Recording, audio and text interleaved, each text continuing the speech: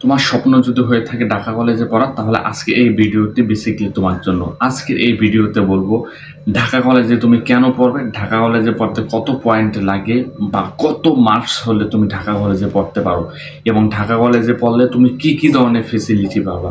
So চলো শুরু করা যাক।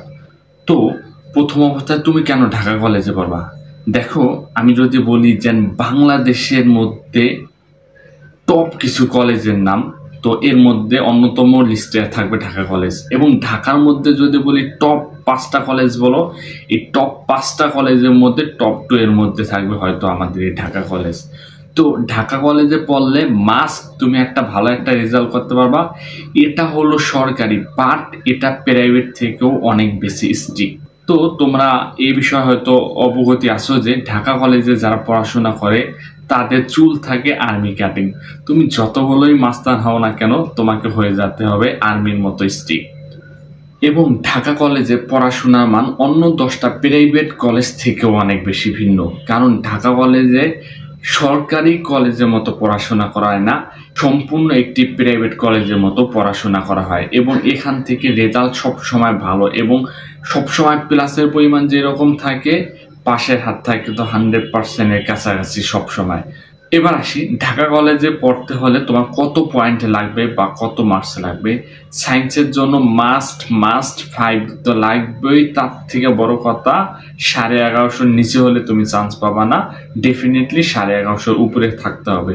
এবং কমার্সের জন্য সর্বনিম্ন 4.75 থাকতে হবে, এর নিচে হলে ইম্পসিবল। এবং আর্টসের জন্য 4.50, এর নিচে হলো ইম্পসিবল।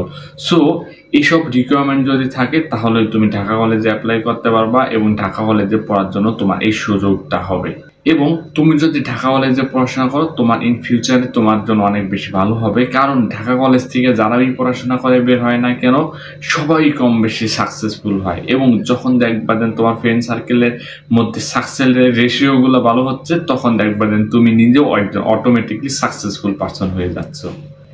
এর থেকেও বড় কথা হলো ঢাকা কলেজ থেকে প্রতি বছর অসংখ্য স্টুডেন্ট অ্যাডমিশনে খুব ভালো ভালো জায়গায় চান্স পায়। এটা হলো ঢাকা কলেজের সবচাইতে বড় একটা পয়েন্ট।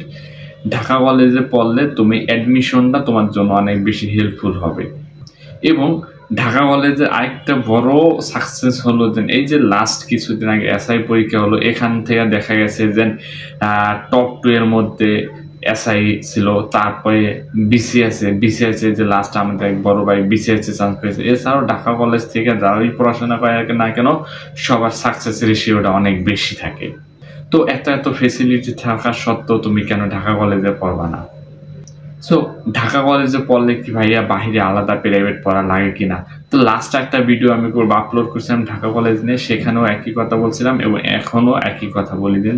তুমি যদি সায়েন্স হয়ে থাকো তাহলে দেখা যায় যে বাহিরে প্রাইভেট পড়া প্রয়োজন হয়, এবং কমার্স আর আর্টসের জন্য প্রয়োজন হয় না। বাট তুমি যদি সুপার ডুপার স্টুডেন্ট হয়ে থাকো তাহলে দেখা যায় যে বাহিরে প্রাইভেট পড়ার তেমন একটা প্রয়োজন হয় না, কারণ ঢাকা কলেজে সব সময় কলেজের পাশাপাশি কোচিং প্রোভাইড করে এবং সরাসরি টিচাররা থাকে। এবং তাছাড়াও বড় কথা হলো যে হোস্টেলেও যখন তুমি থাকবা দেন হোস্টেলেও টিচাররা পড়াশোনার প্রতি সবসময় নজর দেয়। তো ফাইনালি যে খরচের বিষয়টা কীরকম আসতে হবে, ঢাকা কলেজে কিন্তু কোনো খরচ নাই, এটা তোমরা সবাই জানো। বাট তুমি যখন হোস্টেলে উঠবা, হোস্টেলে ওঠার সময় ফার্স্ট ইয়ারে কিছু এবং সেকেন্ড ইয়ারে কিছু তোমার খরচ যাবে। এই হলো তোমার 2 বছরের মধ্যে খরচ, তো এক্সট্রা কোনো তোমার খরচ নাই। সো এই খরচটা বাঁচায় কিন্তু তুমি এখানে চাইলে দিন সায়েন্সের জন্য হয়ে থাকলে ভালো একটা টিউটর দিয়ে আরও ভালো করে পড়াশোনা করে এখান থেকে ভালো একটা রেজাল্ট নিয়ে আসতে পারো। সো ঢাকা কলেজে এইসব ফেসিলিটিগুলো পাওয়া, তাছাড়াও আরও কিছু ফেসিলিটি রয়েছে যেগুলো আমি নেক্সট ভিডিওতে তোমাদের সাথে আলোচনা করবো। সো সে পর্যন্ত ভালো থেকো, সুস্থ থাকো, দেখা হচ্ছে আগামী ভিডিওতে। So good bye.